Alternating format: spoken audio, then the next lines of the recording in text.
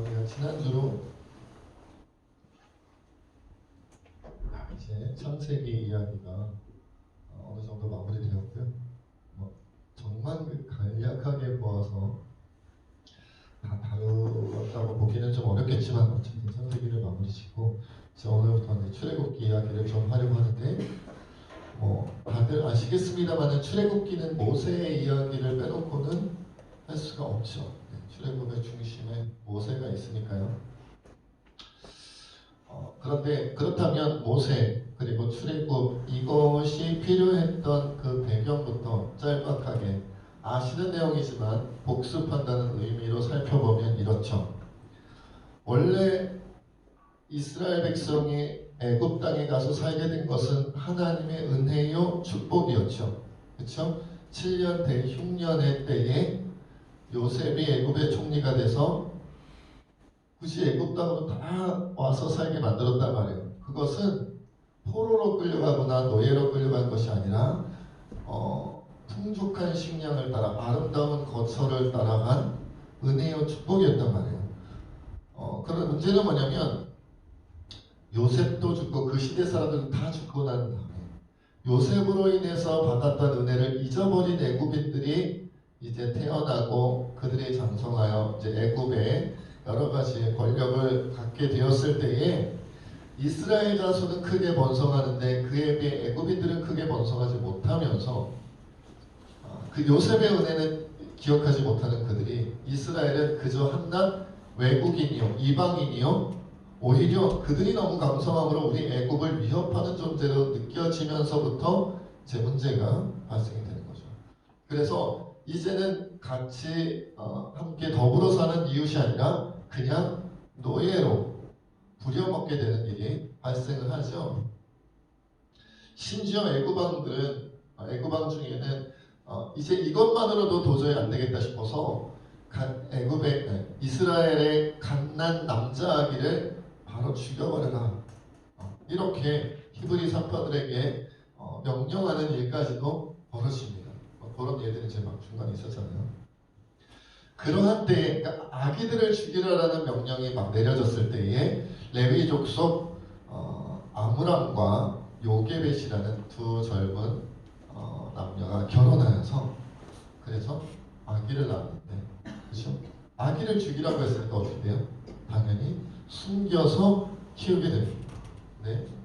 몇 달을 키웠냐면 석 달 동안 키웠다고요. 이 석 달 동안 키우는데 아이가 점점 크잖아요. 울음소리도 점점 더 커졌겠죠. 그러니까 더 이상 숨겨서 키울 수가 없게 돼요. 그냥 내버려두면 이게 발각이 돼서 죽을 수도 있다. 어떻게 될지 모른다. 그러니 어떻게 해요? 어떻게 처리를 하기로 했냐면 갈대 상자에 아이를 넣어서 하숫과 갈대 사이에 두었어요. 거기가 이제 애굽에 많은 사람들이 오고 가는 거기서 목욕도 하고 여러 가지 하는 그러한 곳으로 여겨지는 곳이죠. 우리가 이제 모세 이야기, 모세 영화 아니면 모세 무슨 애니메이션 같은 데 보면 갈대 상자를 이렇게 띄우면 이렇게 막 그냥 강물을 따라가다가 딱 정착하는 걸로 되어 있지만 성경적으로 보면 그렇지 않습니다. 그냥 하숫가에 껴두고 물에 띄었으면 그거 진짜 묻히기만 부모죠. 어떻게 될지 알고 이렇게 막 흘러가게 만든 게 아니고 갈대 사이에 끼워뒀단 말이에요. 그 상자를 발견할 수 있을 적절한 장소에. 그때 그 자리에 목욕하러 온 것이 바로 애굽 공주였고 애굽 공주가 아기를 발견해서 데려다 키우게 되죠. 근데 그것을 몰래 지켜보던 이 아기의 누나죠. 누나가 몰래 지켜보고 있다가 공주가 아기를 발견할 때 얼른 가가지고 혹시 이 아기에게 젖 먹일 유모가 필요하지 않겠냐 해서 아기의 친엄마 요게벳을 그 유모로 궁전으로 들여가게 됩니다. 그래서 물에서 건졌기 때문에 물에서 건졌다라는 뜻을 담아서 이름을 모세라고 짓죠. 이것이 이제 모세가 이제 애굽 땅에 가게 된 애굽에 들어가서 궁전에서 살게 된 그런 이제 이야기가 되고 거기서 무려 몇 년을 크냐면 40년을 보내게 됩니다. 40살이 되었어요. 40살이.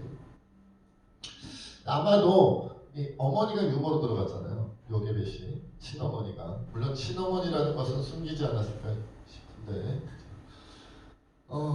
그래서 그녀를 통해서 이 모세는 어릴 때부터 자기가 히브리 민족 유대인이라는 사실과 그리고 여호와 하나님을 섬기는 신앙에 대해서 배웠을 것으로 여겨집니다. 그 이후에 여러 가지 모세의 모습을 보면 그것이 느껴진다는 거죠. 그 이제 40살쯤 되었을 때 하루는 이렇게 길을 걷는데 어떤 애굽 사람이 히브리 노예 유대인을 주먹으로 치는 것을 보았어요. 그리고는 어릴 때부터 유모이면서 친어머니인 요게벳을 통해 너도 유대인이야라는 것을 잘 교육받았기 때문에 그 자기 민족에 대한 애틋함이 있었던 것 같습니다.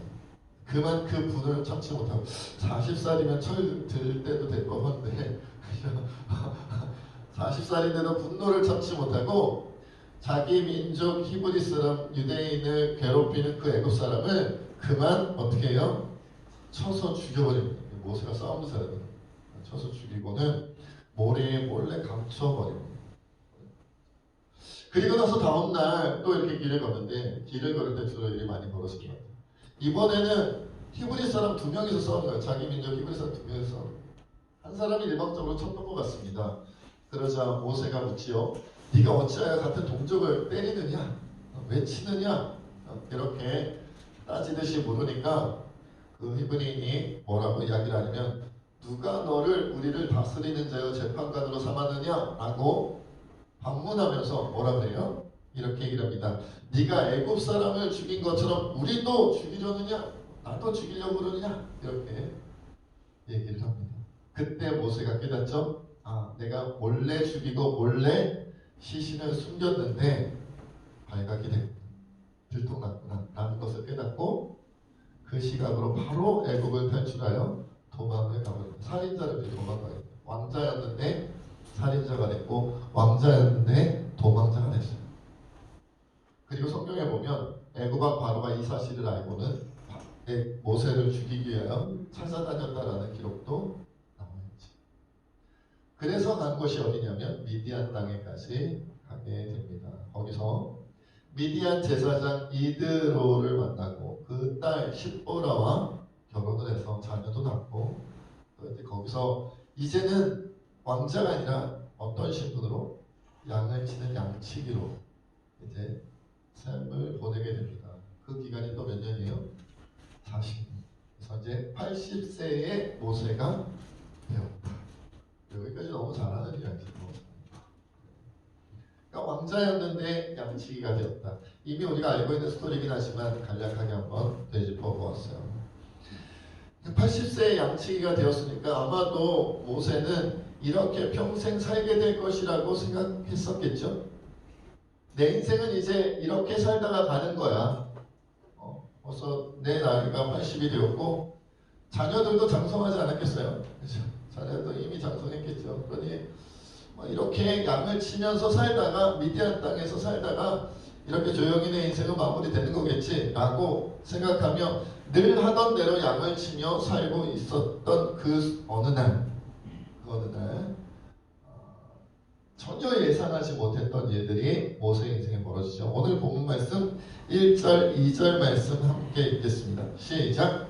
모세가 그의 장인 제사장 이드로의 양떼를 치더니 그때를 광야 서쪽으로 인도하여 하나님의 산 호렙에 여호와의 사자가 떨기나무 가운데로부터 나오는 불꽃 안에서 그에게 나타나시니라.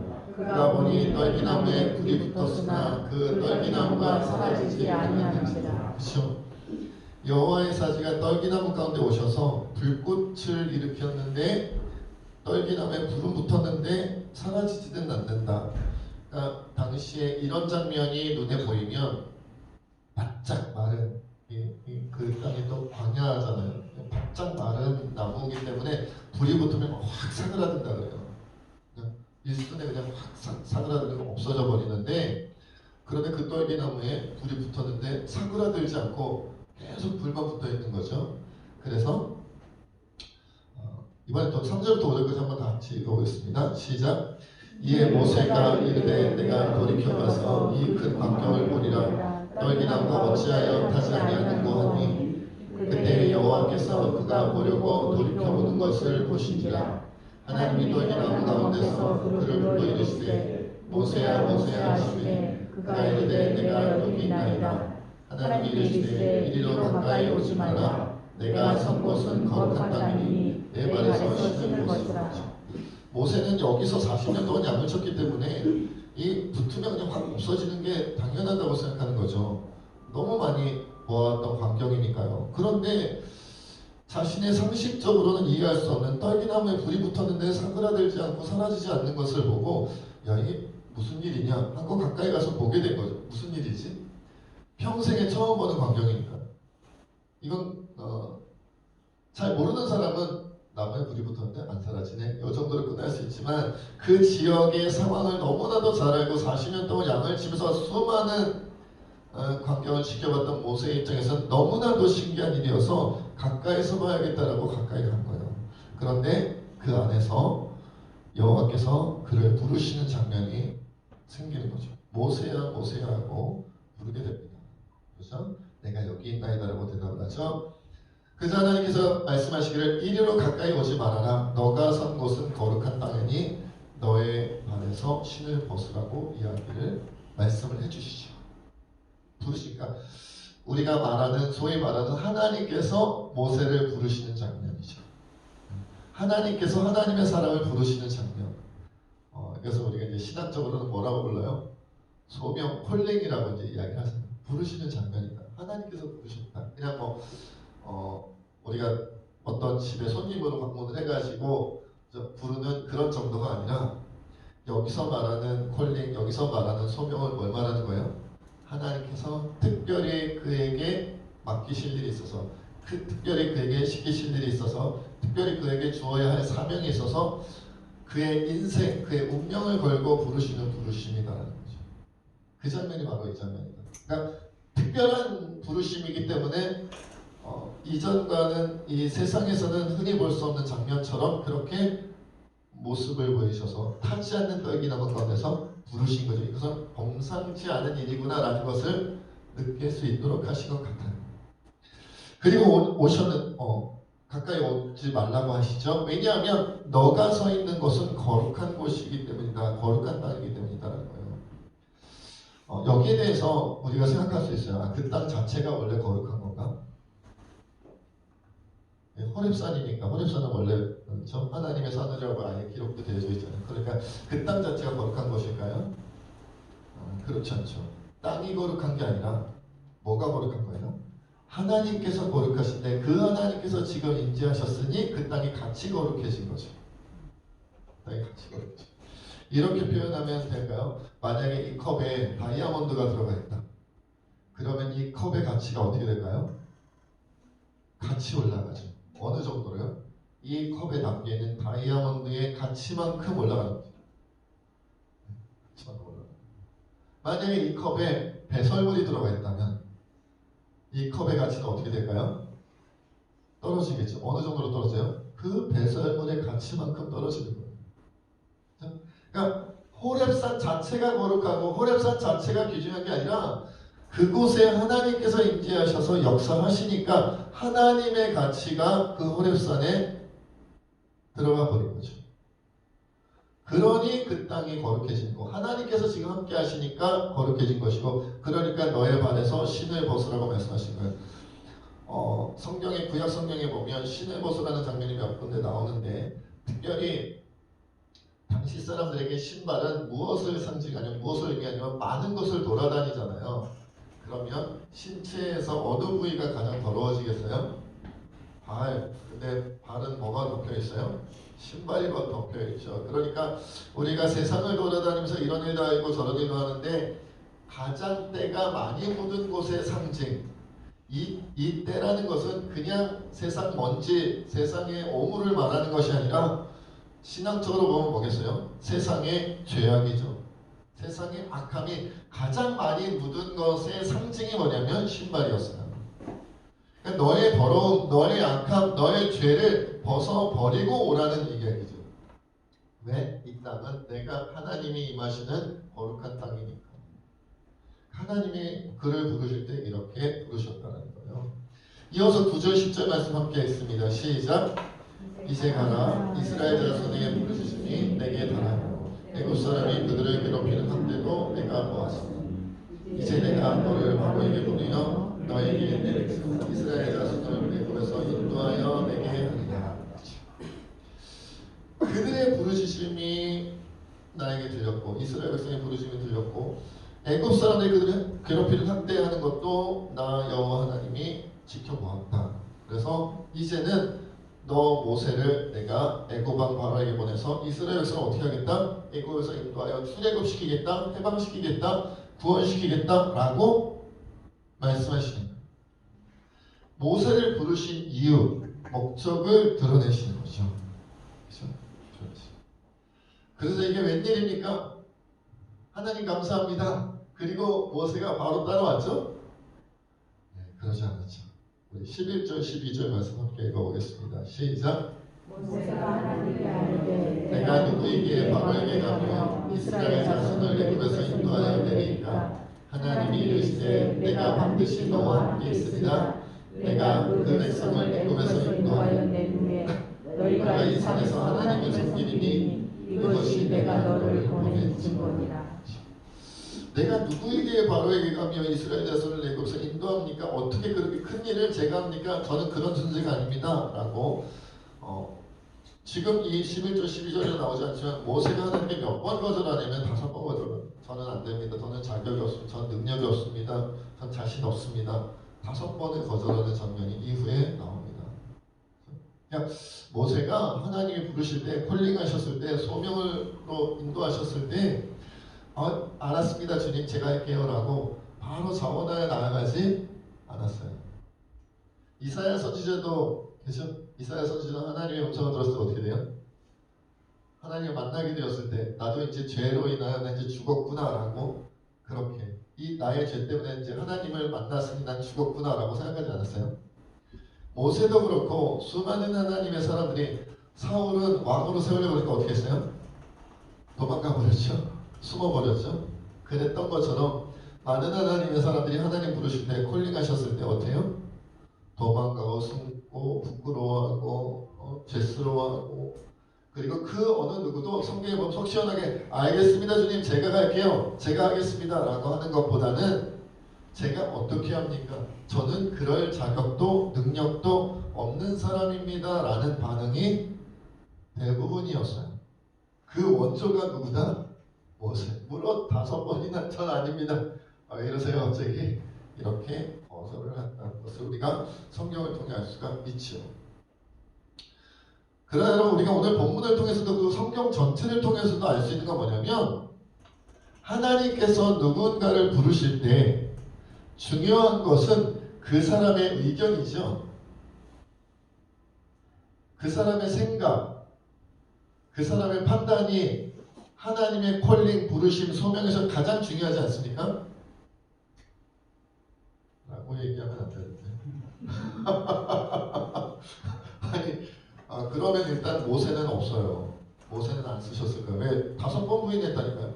전 안 된다, 전 안 됩니다, 전 안 됩니다, 저는 5번이나. 그렇죠? 사도 바울은 자기를 죄인 중에 괴수라고 고백을 했고요. 그렇죠? 이사야는 하나님 만나 난 죽었구나, 난 이제 나의 죄 때문에 난 이제 죽었다 이렇게 생각하지 않았어요. 너도 나도 사울은 숨어버렸잖아요.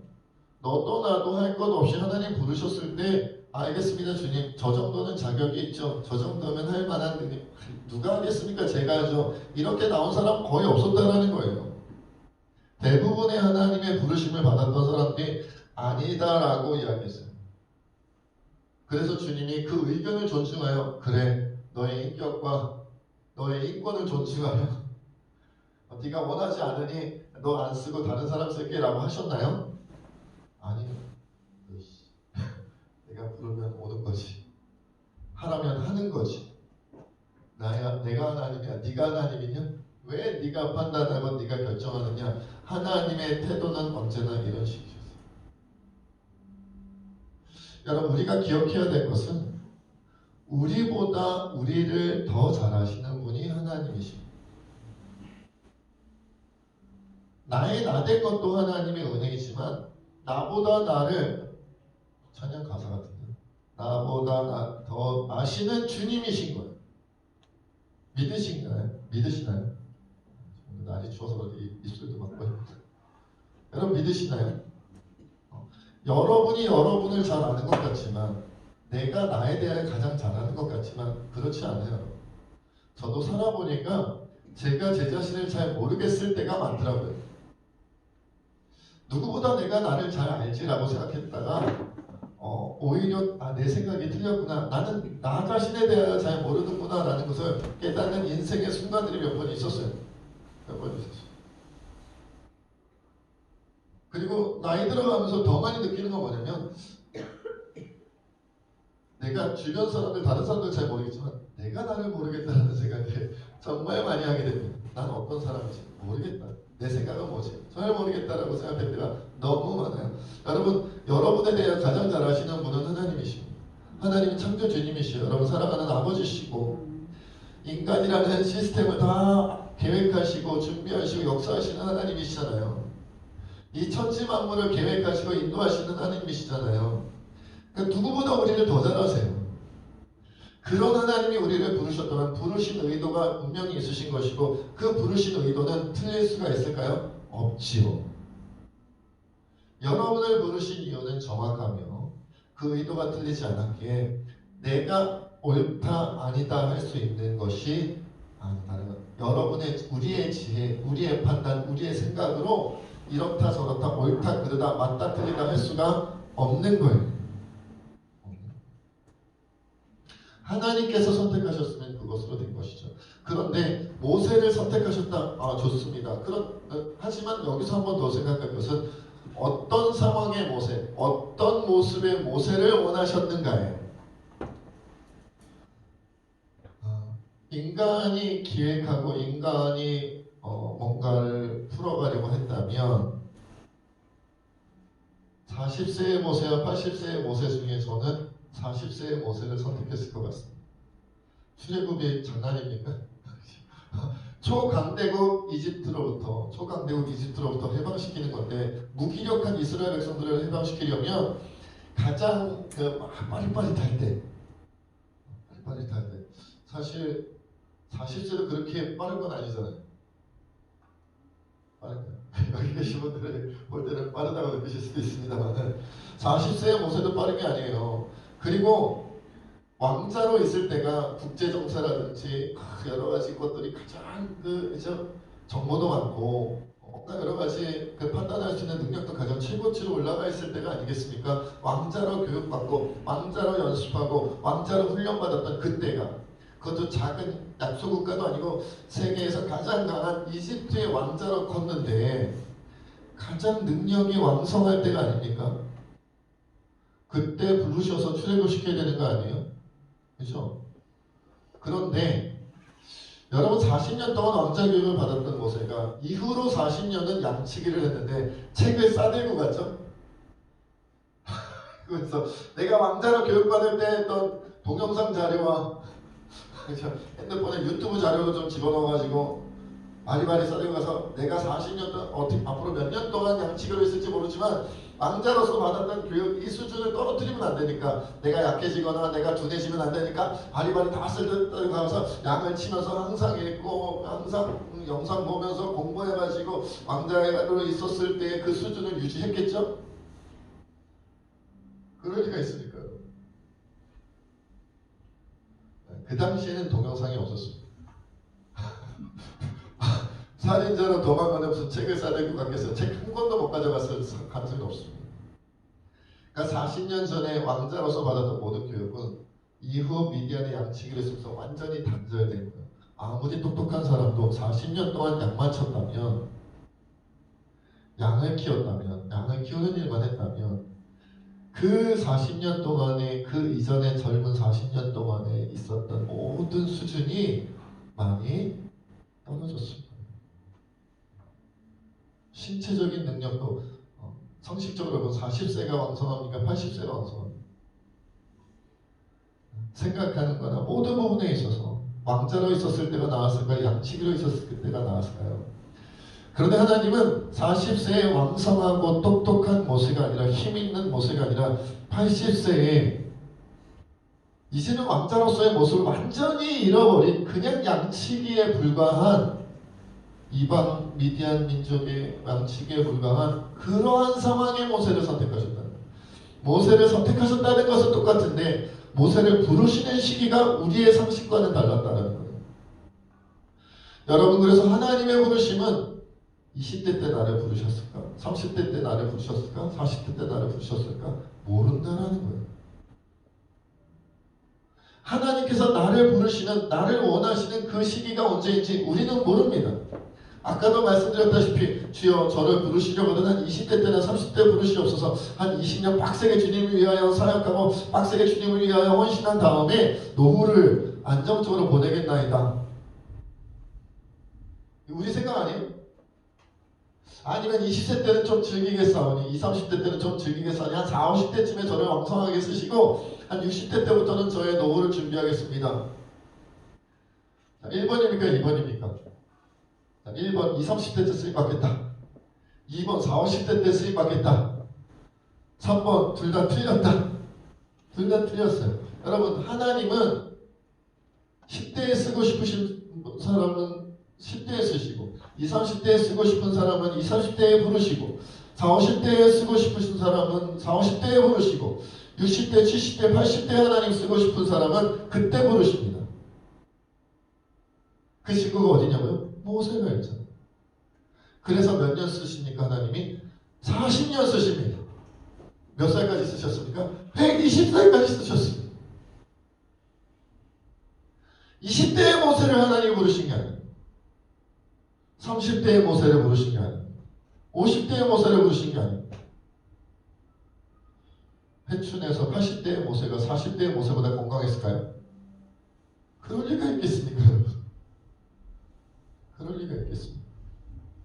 우리는 인간의 상식과 판단과 인간의 생각으로 하나님의 일을, 하나님의 역사를 우리가 제한하면서 살아갈 때가 많아요. 기본적으로 상식적으로 생각할 때 요런 일은 하나님 안에서 일어날 수 있지만 이런 일은 일어날 수 없고, 하나님께서 나를 통해 뭔가를 하시더라도 이런 것들은 할 수 있지만 이런 것들은 하지 못하실 거야. 내 인생에 벌써 나의 전성기는 어떻게 지나갔으니까 그때 나를 안 쓰셨네. 에이, 주님이 나는 안 쓰시려나 보다. 여러분보다 더 많이 인생이 달라진 사람이 모세입니다. 그렇지 않습니까? 왕자에서 이방 민족의 양치기가 됐다니까요. 왕자였는데, 초강대국이 왕자였는데, 우리로 치면, 오늘날로 치면 뭐가 될까요? 대통령의 아들 정도 될까요? 대통령의 아들보다 그 당시 왕의 아들들이 훨씬 더 신분이 높지 않았겠습니까? 평생 하는 거고 대물림 되는 거고 한데, 왕족이라는 것과 저 비교가 되겠습니까? 오늘의 정치인과? 그렇게 인생이 바뀌었는데 그때서야 하나님이 쓰셨다는 거예요. 20대 때, 30대 때, 40대 때 쓰신 게 아니라 80대에 부르셔서 80세에 부르셨으니까 1년 쓰셨겠지. 나이도 있는데. 그렇죠? 아니요. 40년 쓰시고. 40년 쓰시고. 저는 맹인교회에서 4년 동안 전도사 사역을 했기 때문에 그런 경우를 많이 봤어요. 두 눈 뜨고 있을 때는 하나님이 안 부르셔. 아니, 웃으면 안 됩니다. 맹인교회 분들 오해하시면 안 됩니다. 제가 뭐 웃기려고 웃은 게 아니고요. 앞을 볼 때는 하나님이 안 부르셔. 아니, 하나님을 찾지도 않았던 사람이에요. 그런데 맹인이 되고 나니까 하나님을 부르셔. 교회를 다니고 신앙을 갖게 되고 심지어 목회를 하게 되고 선교를 하게 되고, 볼 때는 안 부르셨다가 못 보니까 부르시는 거예요. 못 보니까. 건강하여 두 발로 오대한 육대지를 돌아다니실 때는 하나님 안 부르시다가 몸져 누우니까 하나님 부르세요. 그런 사람들도 엄청나게 많습니다. 젊을 때는 하나님 안 부르셔. 무슨 몰라요. 그냥 교회는 다니기도 했다가 안 다니기도 했다가. 그런 이제는 인생의 완전히 황혼기를 지나서 이제 인생이 저물어갈 것 같은 그때에 부르셔서 하나님께서 역사하시는 경우가 얼마든지 있습니다. 우리가 정하는 것이 아니기에, 우리가 잘 알지 못하기에 하나님께서 하나님의 때에 가장 놀랍게 역사하시고 부르시는 것이죠. 근데 여기서 이제 이렇게 생각할 수 있어요. 하나님께서 모세를 부르시는 사건은 이스라엘 전체에서 몇 명 중에 몇 명 뽑으신 거예요? 남자 장정만 한 60만 명이라고 치고 남녀 어린이까지 다 합쳐서 한 200만 명이라고 대략 잡을 때 200만 명에서 모세는 몇 명이다? 한 명이다. 구약 성경에 보면 주로 그렇잖아요. 다니엘도 한 명 뽑혔고 모세도 한 명 뽑혔고 다윗도 한 명 뽑혔고. 그러니까 우리는 구약 성경을 읽을 때마다 가끔 그런 생각을 하고는 해요. 그래서 모세와 나와 무슨 상관이야? 다니엘과 내가 무슨 상관이야? 그 200만 명 중에 한 명인데 우리는 이런 생각을 하고는 해요. 멋진 말씀이고 좋은 말씀이고 은혜로운 말씀이긴 한데 내가 모세는 아니잖아. 여러분 대한민국에서 여러 분 한 사람 뽑아서 대한민국을 구원하겠다고 하시겠습니까? 왜 웃죠 지금? 2024년에 갑자기 하나님께서 함선자 권사님 딱 세우셔가지고 대한민국은 함선자 권사를 통하여 구원하리라. 가서 막 북한 물리치고 통일시키시고 함선자 장군 함 장군이 딱 나오셔가지고 요즘 고려관한 전쟁이가 막 이런 것도 하던데 우리 전체 한국교회에서 한 명 뽑았는데 뽑힐 수 있는 거 아니에요? 또 뽑히고 싶으신 분 있으시면 손들어 표하시면 제가 누가 있고요? 그러겠냐 주님. 그러니까 어떻게 생각하냐면 이건 모세 얘기 은혜롭다. 요건 다니엘 얘기. 다윗 골리앗 쓰러뜨린 건 다윗이지 내가 아니야 라고 생각하는 경향들이 있다는 거예요. 여러분 이게 굉장히 우리를 신앙생활을 무미건조하게 하는 가장 큰 원인 중에 하나인 것 같아요. 나는 아니잖아 라는 생각하는 거예요. 모세와 같이 쓰임 받으시기 원합니다면 다 아멘 하시고 난 다음에 혹시 우리 교회에서 누구를 쓰신다고 하면 목사님이나 장로님들 중에서 한 명 뽑히겠지 이렇게 생각하신다니까요. 아니면 우리 교회에서 누가 뽑히겠어? 저기 강남의 큰 교회나 분당에 큰 교회 몇 개 있고 한데 거기서 한두 명 뽑힐까 말까지 내가 뽑히겠어 우리가 뽑히겠어 라고 생각하면서 그러니까 모세의 소명을 보면서도 딴 사람에게 딴 나라에게 나는 절대 아님. 그리고 우리 가족 중에도 없음. 내 자녀는 눈 씻고 찾아봐도 없음. 내 주변에 모세 없음. 내 주변에 다윗 없음. 내 주변에 다니엘 없음. 제가 아는 성경인물이 3명밖에 없나봐요. 내 주변에 아브라함 없음. 이러고 끝낸다니까. 그러니까 다음 주 주일에도 교회 가야지. 잠깐 내가 11조 했나 안 했나 그것만 체크하고 있다니까요. 주님이 나를 부르셨는가 안 부르셨는가, 나를 언제 부르실 것인가, 내게 맡기신 사명이 뭔가, 이거를 고민하지 않고 이것을 기도하지 않고 이것에 대해 관심 갖지 않고 잠깐 지난주에 내가 11조 했나 안 했나 제가 물어봐야 되나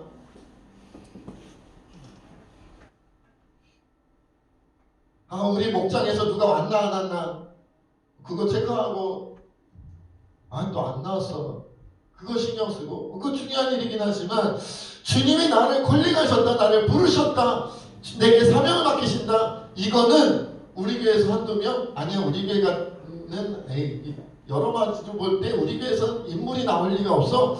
적어도 분당에서 한두 명 뽑힐까 말까, 아니 대한민국에서 한두 명 뽑힐까 말까, 요 정도로 생각하니까 아브라함 얘기를 해도 시큰둥, 야곱 이야기를 해도 시큰둥, 이삭이랑 야곱으로 바뀌었네요.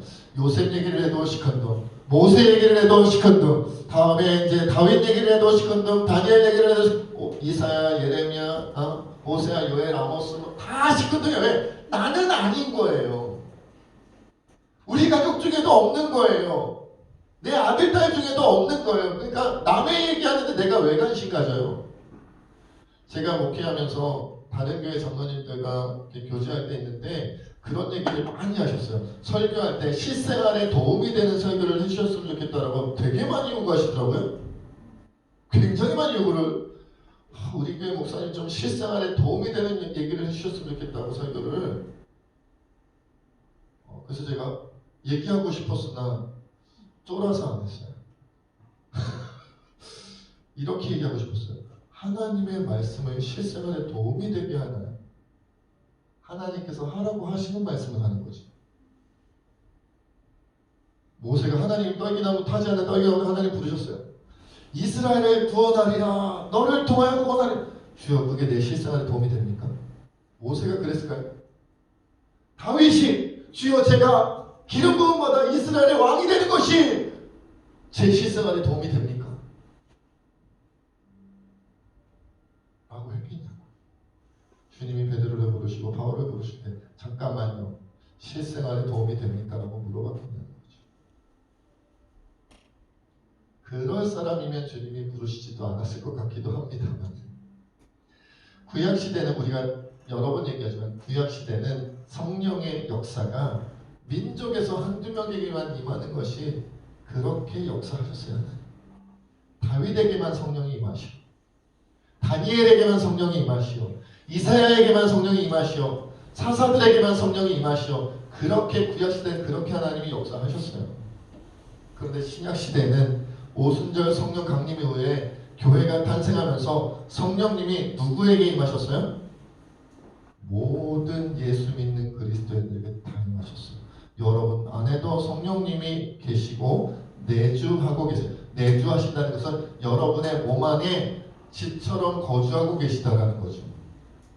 그렇다면 구약시대로 따지면 여러분이 모세인 거예요. 여러분이 다윗인 거예요. 여러분이 아브라함인 거예요. 우리가 이삭이고 우리가 야곱이고 우리가 요셉인 겁니다. 그래서 신약시대가 탄생하게 된 거고, 신약시대는 그래서 구약시대와 그런 분명한 차이점, 차별점, 구별점이 있어요.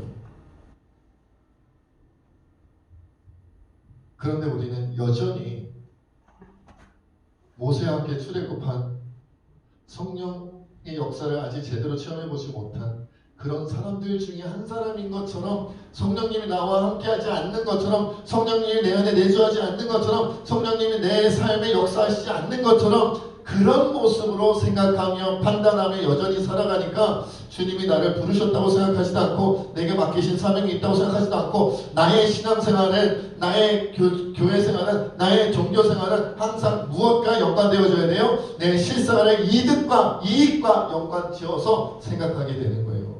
주님의 뜻이 아니라. 내가 새진교회를 다닌다면, 내가 새진교회에서 신앙생활을 한다면, 내가 일목장장이라면, 이목장장이라면, 내가 성가대원이라면, 내가 찬양팀원이라면 그것이 나에게 어떤 이득이 있을까? 나에게 손해를 끼치지는 않을까? 이런 것을 생각하는 거예요. 여러분, 그것이 아니라 주님이 나를 어디로 부르셨고 어떤 사명을 맡기기 원하시는가, 거기에 주목해야 되는 것이죠. 자격이 있다 없다는 누가 논한다? 하나님께서 하시는 거예요. 이양수 목사는 여러분보다 뛰어나서 새진교회 목사가 된 거죠?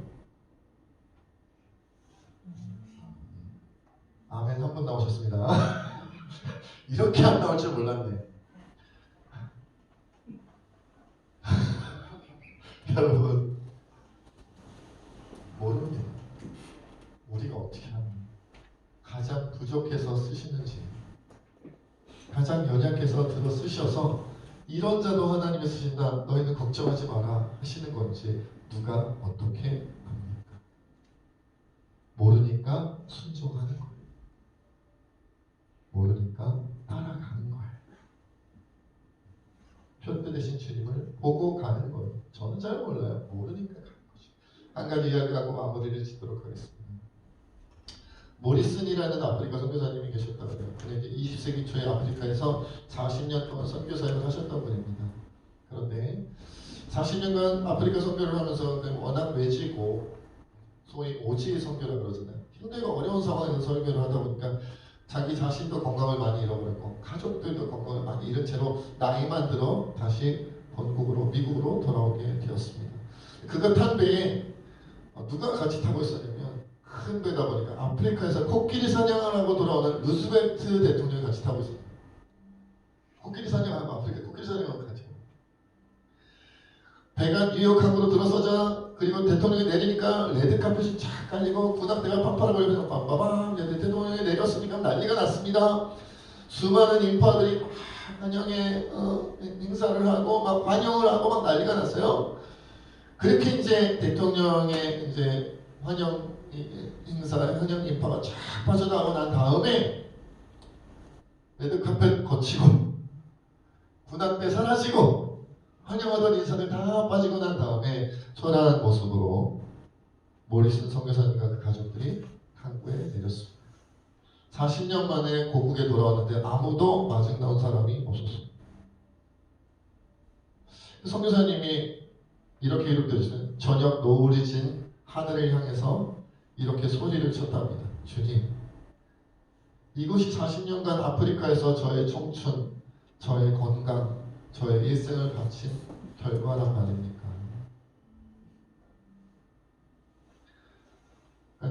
소위 말하면 씁쓸하신 거죠.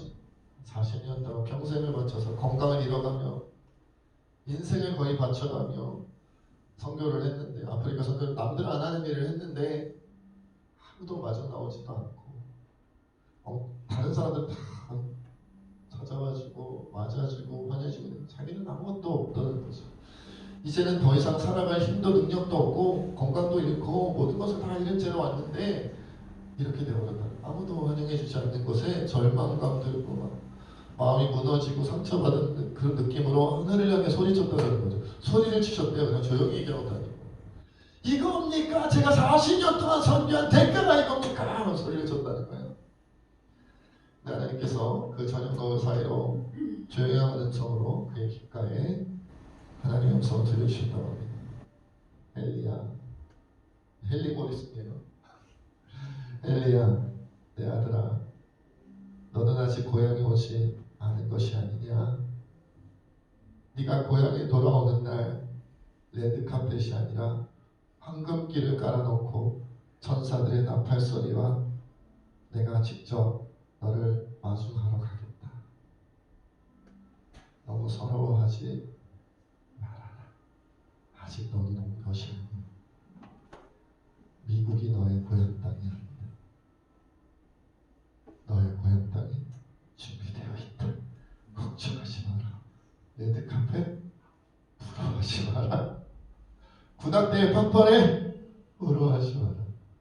황금길 천사들의 나팔소리가 너를 위해 준비되어 있고 나 여호와 하나님, 나 예수 그리스도가 너를 직접 맞으러 나가는 걱정하지 마라.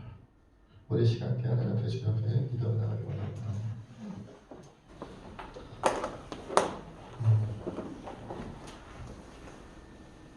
나 같은 것을 하나님이 쓰실 리가 없다. 내 인생을 돌아보니 나는 하나님이 쓰실 만한 사람이 아니었다. 내 인생의 좋은 시절은 이미 다 지나갔고 이제 나는 저보는 일만 남았다. 이렇게 조용히 아무도 기억하지 못하는 채로 사라지는 일만 남았다. 이렇게 생각하실지도 모릅니다. 그러나 주님이 언제 여러분을 부르시고 주님이 언제 여러분에게 하나님 나라 일을 시키시며 무슨 일을 시키실지 어떻게 쓰실지 우리는 아직 모릅니다. 그리고 주님 부르실 때 열심히 달려가시다 보면 이 땅에서는 우리를 아무도 기억해주지 않을지라도 저 주님의 나라의 황금길과 저 주님의 나라의 천사들의 나팔소리와 나의 주 예수 그리스도 우리 아버지 하나님께서 친히 우리를 맞으러 나오실 것입니다. 하나님께서 우리와 함께하여 주실 것입니다. 영원토록 우리와 동행하여 주시며 우리의 천국 인생을 함께하여 주실 것입니다. 우리 신앙께 이 믿음